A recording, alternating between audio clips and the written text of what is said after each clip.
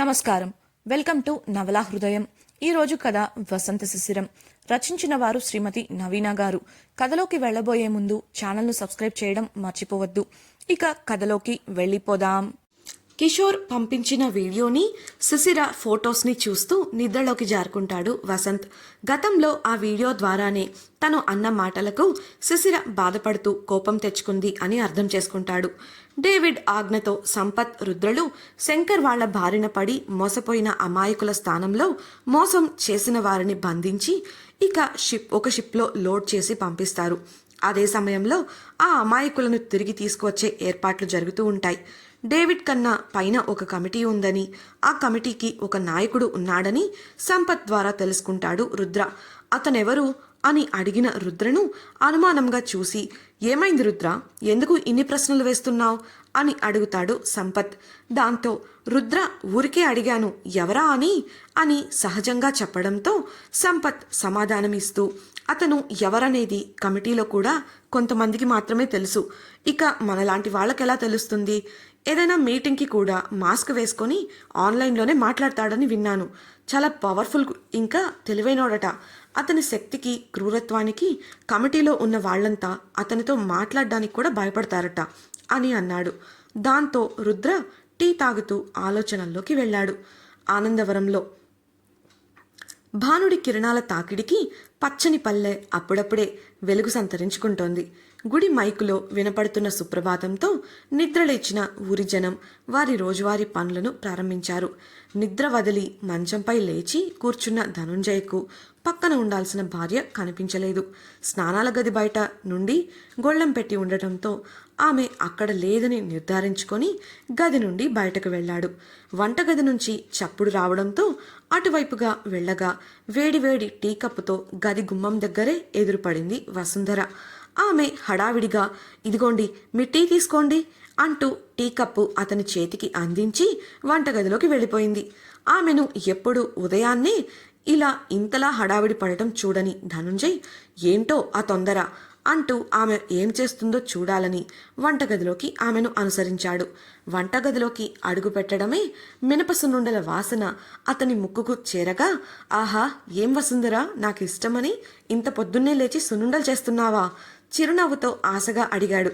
ఆమె చురుగ్గా అతని ఒక చూపు చూసి ఏం మాట్లాడకుండా మౌనంగా బియ్యాన్ని ఒక పాత్రలోకి కొలిచిపోసి నీళ్లు నింపి బియ్యాన్ని శుభ్రంగా 3 సార్లు కడిగింది. 4వసారి నీళ్లు పోసి అలానే నానపెట్టేసింది. అది అవ్వగానే చేతులు కొంగుకు తుడుచుకుంటూ అప్పటికే బెల్లం, నెయ్యి వేసి చక్కగా కలిపెట్టుకున్న మినపసున్నుని పళ్ళెం ముందు కూర్చుంది. కొద్ది కొద్దిగా ఆ మిశ్రమాన్ని చేతిలోకి తీసుకొని ఉండలు పెడుతుంటే టీ త్రాగడం ముగించి ఆశగా ఆమె పక్కన దొంతి కూర్చున్న ధనుంజయ్, ఒక సున్నుండ ఇలా ఇవ్వు అంటూ చేయి చాచి అడిగాడు. ఆమె అతడిని కోపంగా చూస్తూ, సున్నుండలేవు గిన్నుండలేవు, పొండిక్కడి నుంచి అంటూ కసురుకున్నట్లుగా అంది. నాకోసమేగా చేస్తున్నావు, నాకు ఇవ్వడానికేంటి అని అనగా, ఇవి మీకోసమని ఎవరన్నారు? నేను మీకోసం చేయట్లేదు, వెళ్ళండి ఇక్కడి నుంచి అని మళ్ళీ కసురుకుంది. అతడు ఆమె ప్రవర్తనకు విస్తుపోయి చూస్తుంటే, పెళ్ళాం అడిగింది చేయడం చేతకాదు, కానీ పెళ్ళాం మాత్రం అన్నీ చేసి పెట్టాలి. కూతురు ఎలా ఉందో అన్న దిగులు కూడా లేకుండా సున్నుండలు కావాలంట, సున్నుండలు అంటూ గొణుక్కుంటూ మినపసున్ను ఉండలు పెట్టి చాటలో ఆరబెడుతుంది. ఆమె గొణిగింది విని వినిపించనట్లు ఉంటే, ఏంటో పెద్దగా చెప్పు, నీలో నువ్వే గొణుక్కుంటే ఎలా తెలుస్తుంది నాకు అంటూ విసుక్కున్నాడు ధనుంజయ్. ఆమె వడ్డారిస్తూ, చెప్తే మాత్రం ఆరుస్తారు మరి అంది వెటకారంగా. ఏంటే నీ గోలా అని విసుగ్గా అన్న ధనుంజయ్ మాట పూర్తిగా కాకముందే అతని తల్లి అక్కడికి వచ్చి, వసుంధర, బియ్యం నానపెట్టావా లేదా? సాంబడికి మధ్యాహ్నానికి రమ్మని కబురు పెట్టాను, వాడి పెళ్ళాన్ని కూడా తీసుకురమ్మన్నా, వంట పనిలో మనకు సాయంగా ఉంటుంది కదా అని చెప్పింది. వసుంధర ఆమెకు బదులిస్తూ, సరే అత్తయ్య, బియ్యం కడిగి నానపెట్టాను, ఇదిగో సున్నుండలు పెడుతున్నా, కాసేపట్లో అయిపోతాయి, అప్పుడు లేచి టిఫిన్ వండేస్తాను అని చెప్పింది. పెద్దావిడ, ఇదిగో ఆ పళ్ళెంలోకి కాస్త మినపసున్ను వేసి నాకు కూడా ఇవ్వు, నేను కూడా ఉండ పెడతాను. ఇంత పిండిని ఉండలు పెట్టడానికి నువ్వొక్కదానివే చెయ్యాలంటే చాలా సమయం పడుతుంది అని అనగా, సరే అత్తయ్య అంటూ ఆమె చెప్పినట్లు చేసి అత్తగారి చేతికి అందించింది వసుంధర. వారిద్దరిని మార్చి మార్చి అయోమయంగా చూస్తూ నిలబడిన ధనుంజయను చూసిన అతడి తల్లి, ఏంట్రా ధను, ఉదయాన్నే వంటగదిలో నీకు పనేంటి అని ఆరాగా అడిగింది. భార్య ఎలాగో తనకు సమాధానం ఇవ్వదని అర్థం చేసుకున్న ధనుంజయ్ తల్లితో, ఏమిటమ్మా ఈ ఏర్పాట్లు, ఎవరికోసం, ఏదైనా పండగొస్తుందా ఏంటి అని అడిగాడు. ఆమె బదులిస్తూ, పిల్ల అత్తవారింటికి వెళ్తూ ఉత్త చేతులతో వెళ్తారా ఏంటి, అంత గొడవ జరిగి పెళ్ళి అలా జరిగింది, అప్పుడనగా వెళ్ళిన పిల్ల కనీసం నిద్రకైనా రానిదే, అక్కడ ఎలా ఉందో ఏంటో అని చూసి రావద్దు అని అంది. ఇప్పుడు దానికి ఏమంటా, బాగానే ఉందిగా, అయినా రోజు ఫోన్లో అన్నీ కనుక్కుంటున్నారుగా అన్నాడు ధనుంజయ్ వసుంధర వంక చూస్తూ. ఆమె అసలు విననట్లుగానే తన పని తాను చేసుకుంటోంది. ధనుంజయ్ తల్లి, ఏం మాటలు రావి, నీకంటే దాన్ని చూడాలని లేకపోవచ్చు, కానీ మా అందరికీ ఉంది, పెద్ద పండగ దగ్గరలో ఉంది కదా, వెళ్ళి రమ్మని పిలవడం మన పద్ధతి మర్యాద అని చెప్తుంటే, పండుగకి ఇంకా చాలా రోజులుందిగా, తర్వాత పిలవచ్చులే, అయినా అందుకోసం మీరంతా కట్టుకొని అక్కడికి వెళ్లాల్సిన అవసరం ఏముంది అని విసుగ్గా అన్నాడు ధనుంజయ్. అతడికి సమాధానం ఇస్తూ అతడి తల్లి, ఇక్కడ కట్టుకొని ఎవరు వెళ్ళడం లేదురా, నువ్వు ఎలాగో పోవుగా, అందుకే నీ పెళ్ళాం వెళ్ళి వస్తుందిలే, మన భార్గవకి అబ్బాయి వాళ్ళ ఇల్లు తెలుసటగా, వాడు తోడొస్తానని చెప్పాడు. పాపం రా వసుంధర, ఇన్ని రోజులు కూతుర్ని చూడకుండా ఎలా ఉంటుంది దాని తల్లి మనసు అంటూ కోడలి బాధను వివరించింది. ఆ మాటతో అప్పటి వరకు మనసులో దాచుకున్న బాధ కన్నీళ్ల రూపంలో పరవళ్లు తొక్కుతుంటే, భర్తకి అత్తగారికి వాటిని కనబడనివ్వకుండా తల పక్కకు తిప్పుకొని కంట్రోల్ చేసుకుంటోంది వసుంధర. ధనుంజయ్ తల్లిని, అటువైపు తిరిగి ఉన్న భార్యని ఒకసారి చూసి నిట్టూర్చి, మీ ఇష్టం వచ్చినట్లు చేసుకోండి, ఇక్కడ నా మాట వినేవారెవరంట అంటూ విసురుగా ఆ గది నుండి బయటకు వెళ్ళిపోయాడు. వెళ్ళిన భర్తను బాధగా చూస్తున్న కోడలితో, వాడు అలాగే అంటాడులే వసుంధర, నువ్వేం పట్టించుకోకు అన్నట్లు సురేఖకు చెప్పి గుడి వీధిలో ఉన్న సుబ్బికొట్లో నువ్వుల జిళ్ళు తెప్పించు, అవంటే పిల్లకి చిన్నప్పటి నుంచి చాలా ఇష్టం, అలాగే అరిసెల్లోకి కూడా కాస్త నువ్వులు ఎక్కువగా వేయిద్దాం అని చెప్పి కోడలి ధ్యాసని పని మీదకి మార్చడానికి ప్రయత్నించింది పెద్దావిడ. అలాగే అత్తయ్య అంటూ భారంగానే తన పనిలో పడిపోయింది వసుంధర. భర్త ఎలాగో కూతురిని చూడ్డానికి వెళ్ళనివ్వడు అని అర్థమై తన మనసులోని బాధను తన అత్తగారి దగ్గర చెప్పుకుంది. ఒక తల్లి మనసును మరో తల్లే కదా అర్థం చేసుకోగలదు. అందుకే ఆవిడ, నువ్వు వెళ్ళడానికి ఏర్పాట్లు మొదలుపెట్టు, మిగతావి నేను చూసుకుంటాను అని భరోసా ఇవ్వగా ఆవిడ సలహా మేరకు పనులను మొదలుపెట్టింది వసుంధర. యూనివర్సిటీలో 2 రోజులు యథావిధిగా గడిచిపోయాయి. ఆ రోజు గురువారం కాలేజ్ ఉండటంతో లేచి తమ పనులను పూర్తి చేసుకొని కాలేజీకి వెళ్ళిపోయారు శిశిర, ఉమ. అప్పటికే రామ్మోహన్ శిశిర మూలంగా ఉద్యోగం వదిలేసి వెళ్ళిపోతున్న విషయం ఉష వాళ్లకు తెలిసింది. వెళ్లేవాడు కుదురుగా వెళ్లకుండా శిశిర మీద ఉన్న కోపంతో మనసులోని అక్కసునంతా విహాన్ వాళ్ల ముందు బయట పెట్టాడు రామ్మోహన్. అంతేకాకుండా శిశిర జోలికి వెళ్ళకండి అని హితబోధ చేయకుండా, నా వల్ల ఏం కాలేదు, మీరు తననేం చేయలేరు, పిల్ల పిచ్చుకలు మీరు అంటూ వారి అహంకారంపై బాణం సంధించాడు. మామూలుగానే ఉరకలు వేసే యువరక్తం అతడి మాటలకు ఇంకా ఉడికిపోయి శిశిరపై ద్వేషాన్ని పెంచుకుంది. ఆ రోజంతా క్లాస్లో విహాన్ కోపంగా ఆమెను చూస్తూనే రగిలిపోతూ ఉన్నాడు. కాలేజ్ అయిపోయాక క్లాస్ రూమ్ నుండి బయటకు వెళుతున్న శిశిరకు వేగంగా అడ్డుగా వెళ్ళి నిలబడ్డాడు.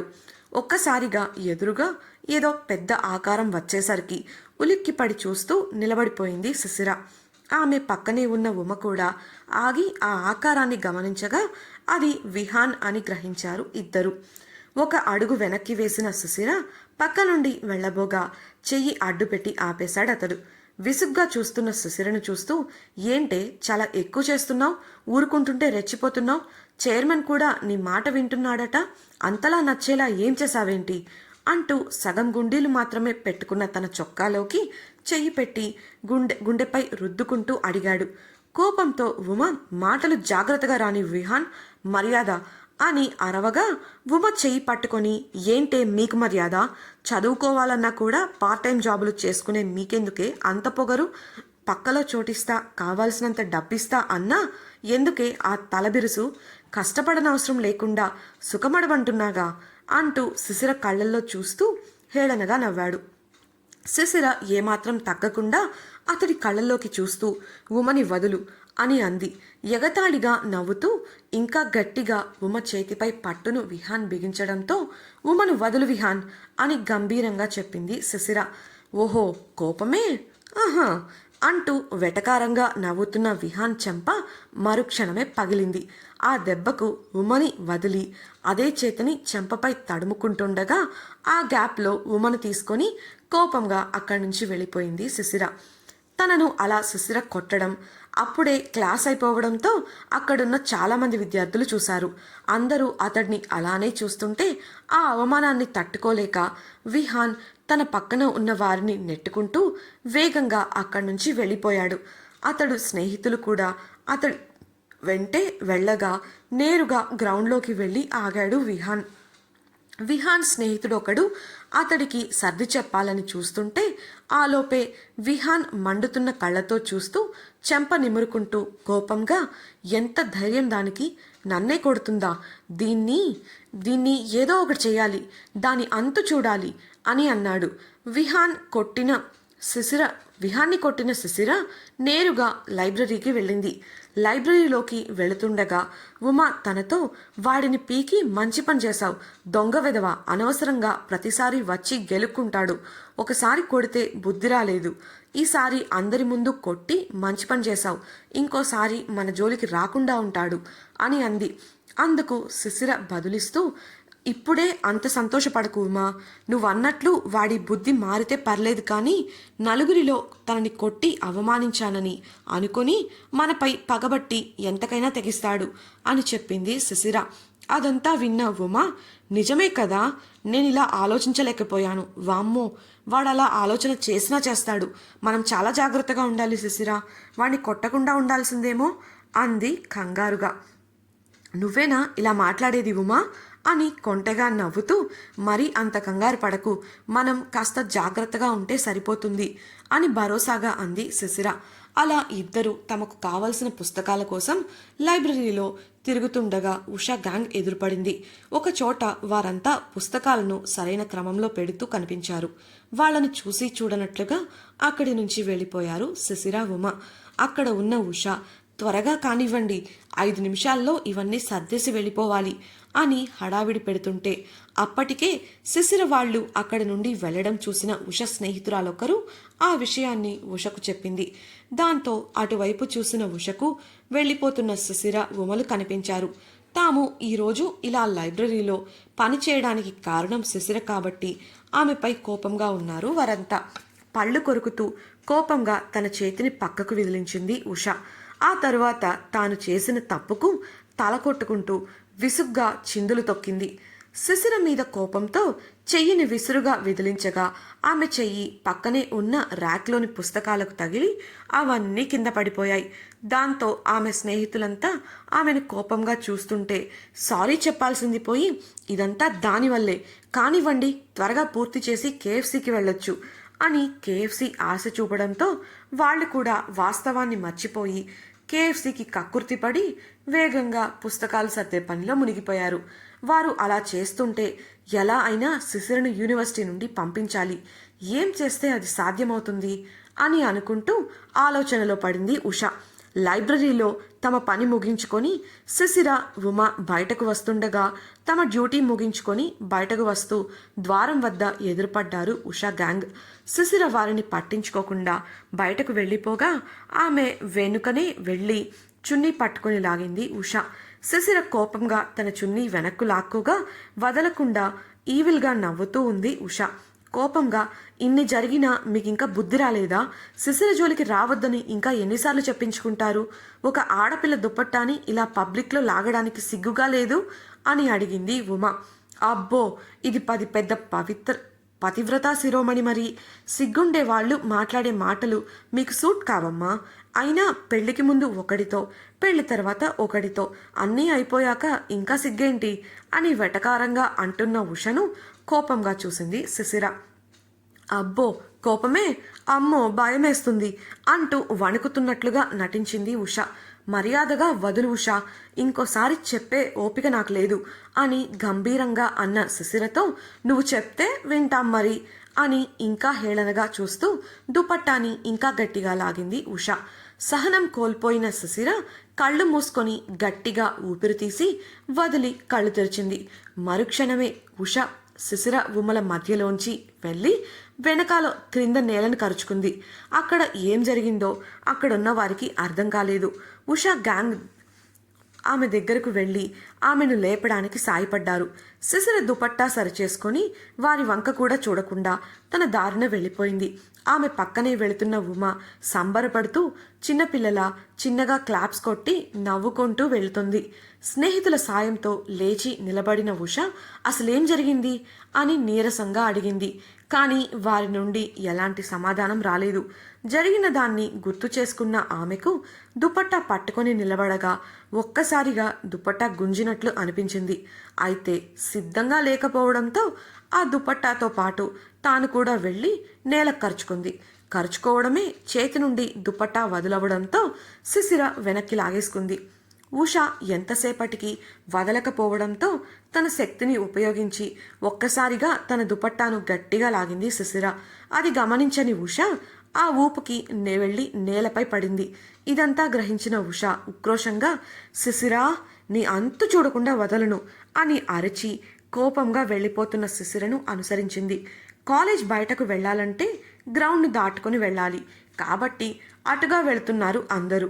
శిశిర మెయిన్ గేట్ వైపు కదలగా వెనుక వస్తున్న ఉషకు గ్రౌండ్లో ఉన్న విహాన్ మరియు అతని మిత్రులు కనిపించారు.